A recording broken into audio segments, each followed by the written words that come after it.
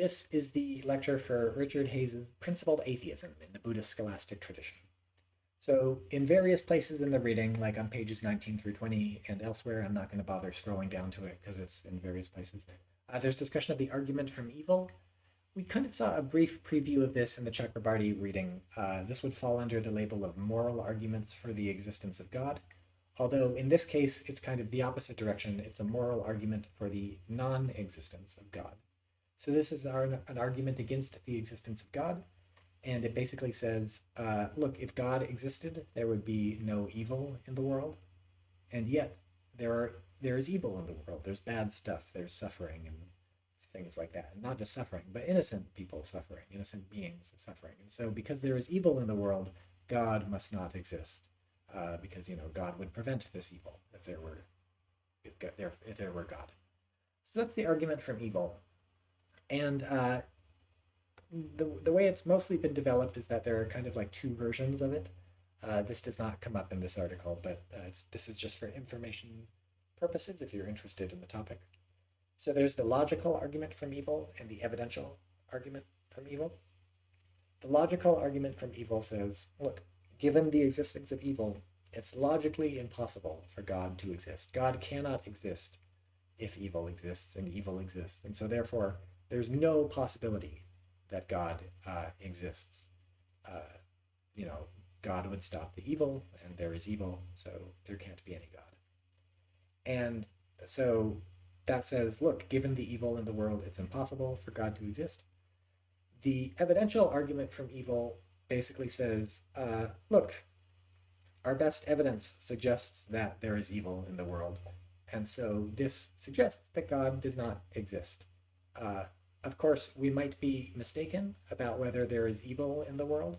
So maybe things look evil to us, but actually they're not actually evil. Maybe there's some understanding of the world according to which these things are not evil. So if these things are not evil, then maybe God exists.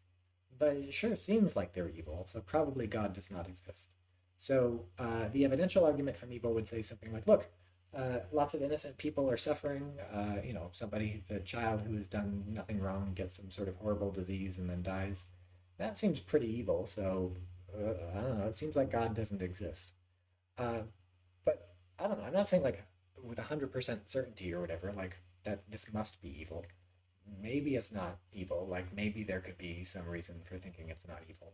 But I don't see any good reason. So, it seems like God does not exist. So that's the evidential argument.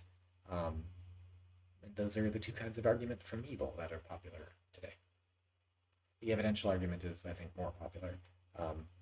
I guess, as long as I'm talking about it, why is the logical argument maybe not popular? So here's a reply to the logical argument from evil. How do you know that something is evil? So, some child, a 2-year-old child gets sick and dies of some painful illness or whatever. Obviously, that looks evil to us. So, evidential argument from evil, great, perfectly fine. I totally accept that. But, like, are you saying it's logically impossible that this is not evil? It's logically impossible for God to exist given this? Like, what if there is some explanation for this? Like, what if this is actually not evil? What if the child deserved it somehow in the past life? Or there's infinite sort of explanations you can imagine. Are they good explanations or not? I don't know. That's a problem for the evidential argument from evil. The evidential argument from evil is like, well, I don't know. If you can give me a good explanation or whatever, maybe I'll believe it's not evil, but I'm waiting for that. So fine, we can have that argument. But the logical argument from evil says there's just no possible explanation. Nothing can, explain how this is not evil, so therefore God cannot exist.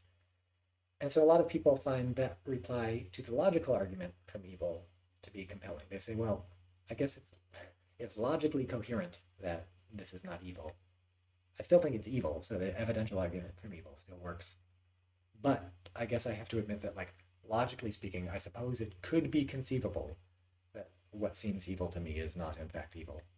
So there's debate about this like there is about everything in philosophy, but I think most people who accept an argument from evil usually accept an evidential argument from evil, which is like, it sure seems like there's evil in the world. They don't go as far as claiming the logical argument from evil, which is like, well, there is evil in the world, and so therefore God cannot exist. Because logically impossible.